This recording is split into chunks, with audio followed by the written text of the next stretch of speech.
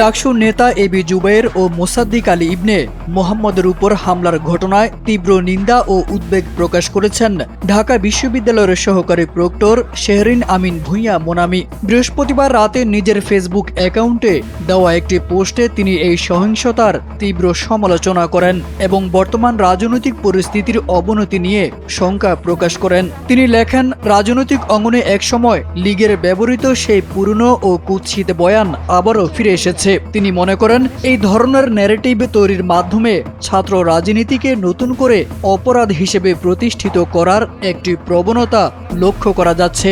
সহিংসতার এই ঘটনাকে সমাজের গভীর অবক্ষয়ের চিত্র হিসেবে অভিহিত করে তিনি লেখেন, সেই একই ভয়ঙ্কর ছায়া যেন পুনরায় মাথা চাড়া দিয়ে উঠছে। JBS holdings limited.